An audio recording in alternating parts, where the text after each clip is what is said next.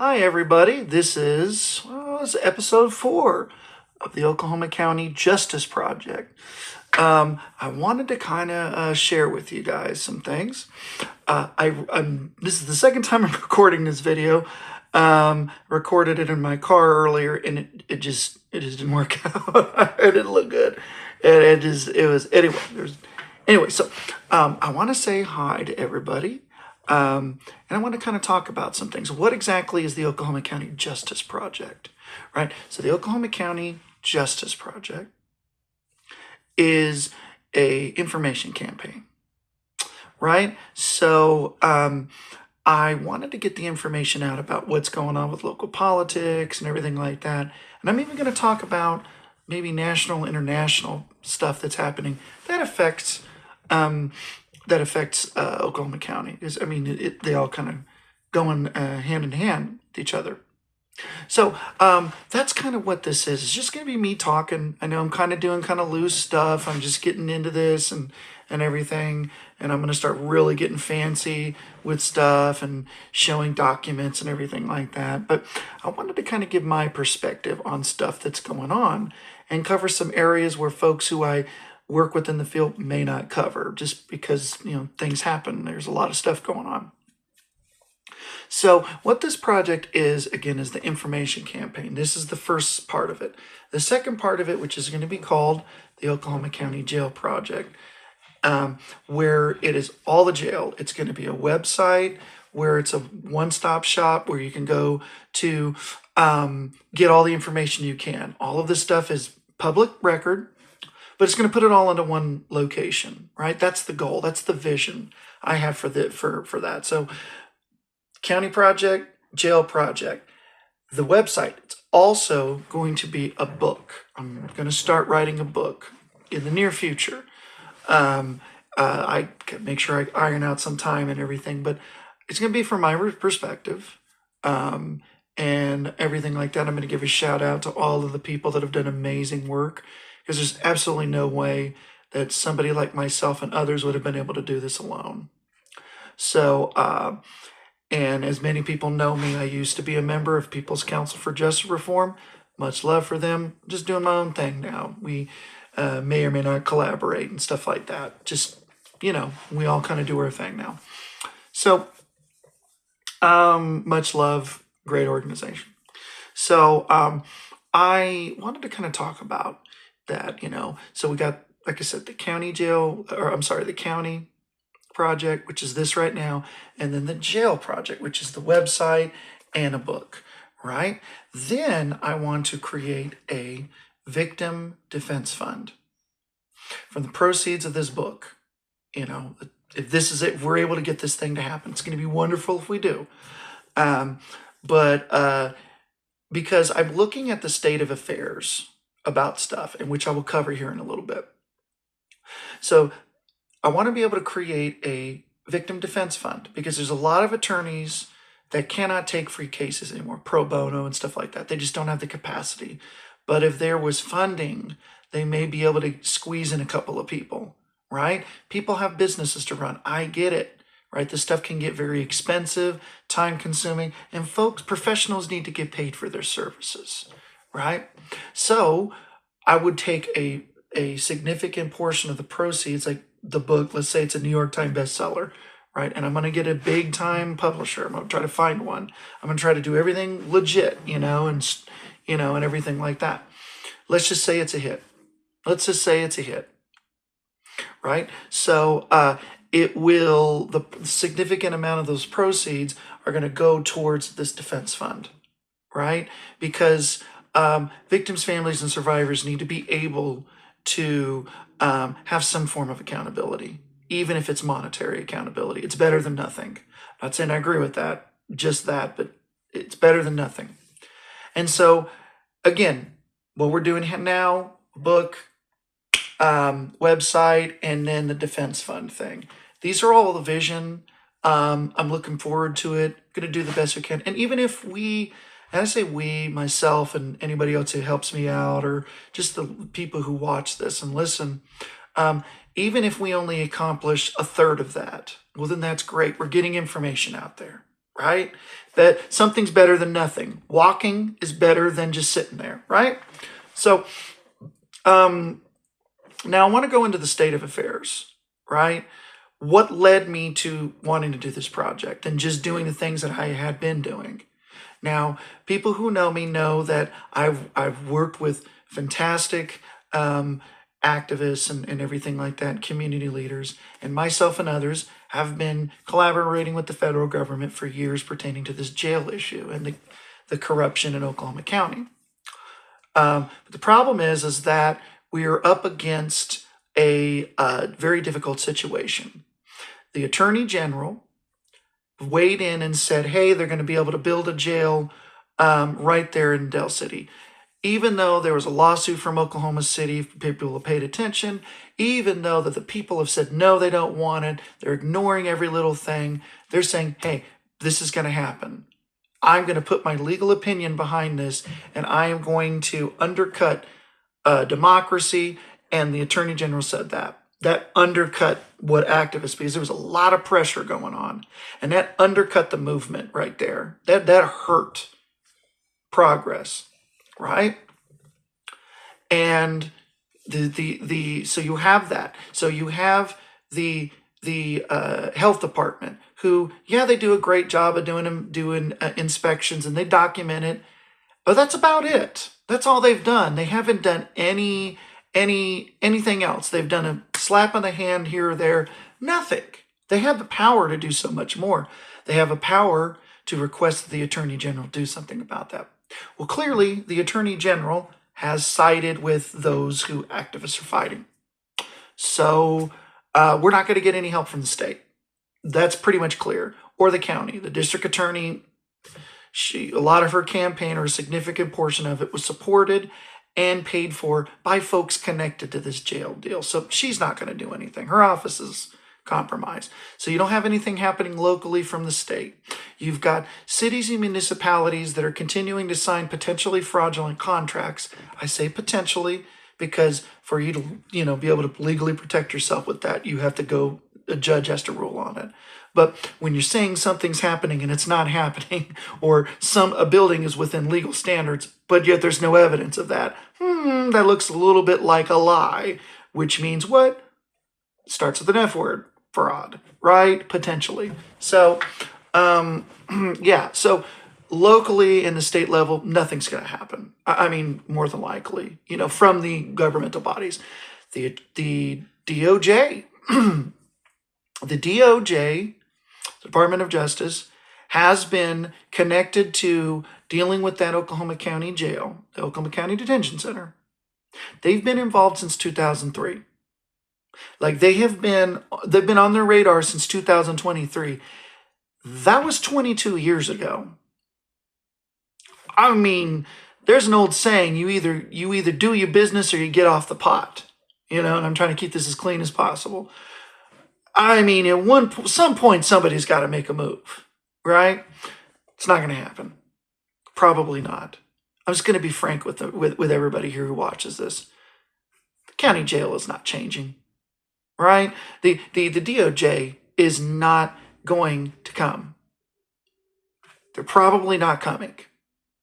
Because even if they were planning on and everything was getting set, look at what's happening with all of the craziness that's going on with the federal government. And in fact, even one of the things, Project 2025, that's being fulfilled is that they want to dissolve the Civil Rights Division. Well, who do you think's running that investigation into the county jail from the federal level? The Civil Rights Division. What does that mean when they're letting people go and they're stopping all litigation? You can look it up. They've stopped all litigation, right? What does that mean? That means what? That means the federal government's not coming, right? More than likely. I would like a nice, pleasant surprise, but Oklahoma County, don't expect it. They're not coming, right? So what do? Right? Now, I'm still going to continue to send them information. There's the community email, which I'm going to try to attach to this video at some capacity. That is you can still keep sending your story, because I don't believe in gatekeepers, right? for the most part. I don't believe in gatekeepers. Like, contact them directly, send your information. You don't need to be like, oh, Mr. Johnston, let me, or whomever, let me send my stuff to you, and please, not you send it yourself. It's okay, right?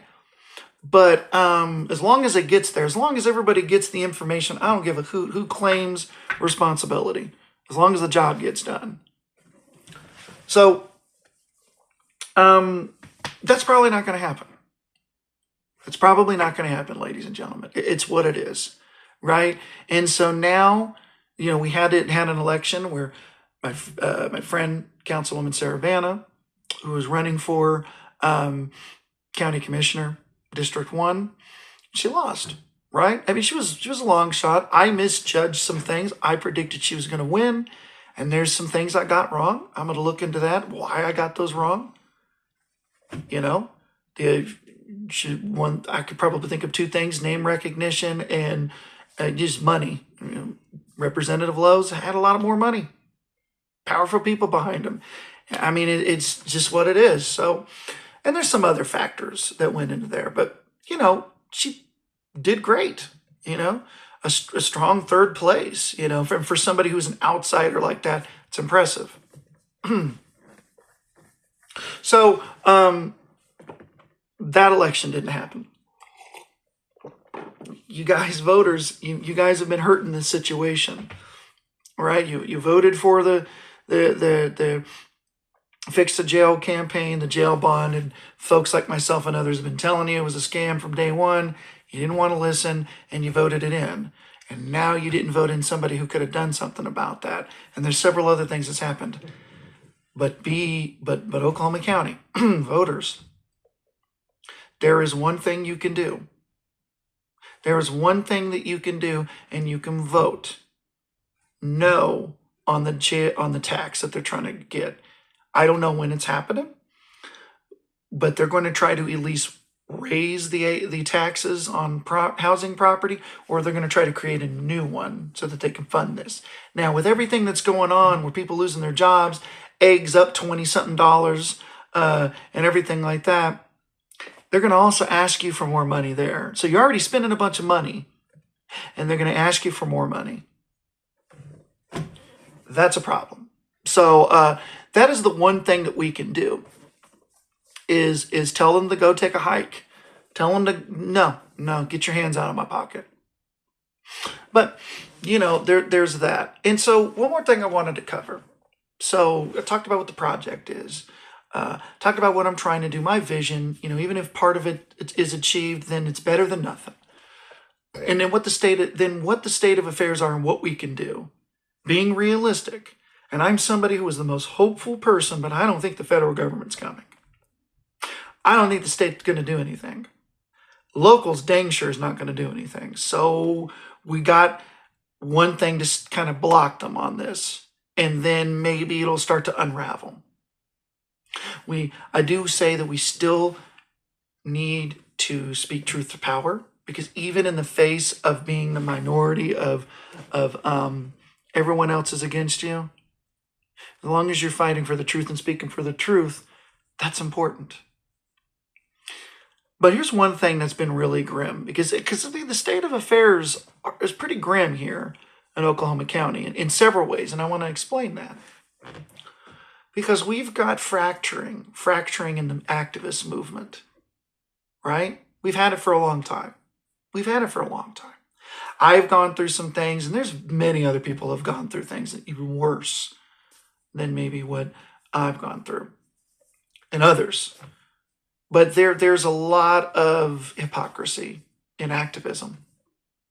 There are people who used to be on the side of us, who, I'm talking grassroots all the way, and all of a sudden they flipped.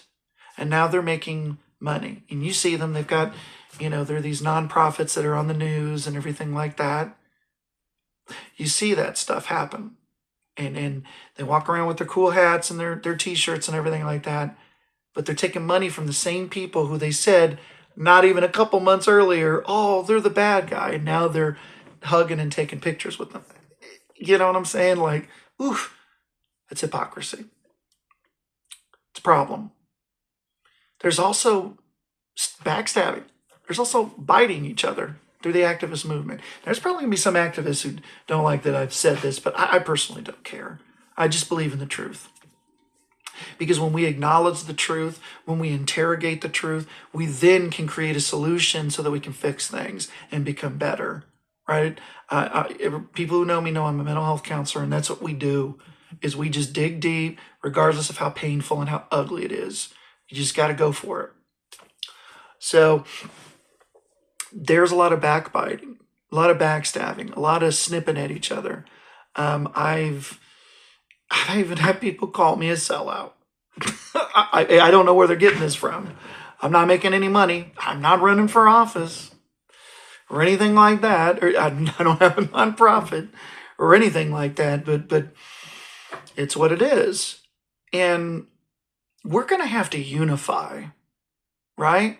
Now, that doesn't mean that we work with people who consistently disrespect us, right? And this goes out to anybody who watches. You don't work with people who disrespect you if you don't want to, right? If somebody doesn't treat you the way that you as a human being deserve to be treated, or the way you feel like, then you don't need to work with them. You don't need to be around them, right? That's just human dignity.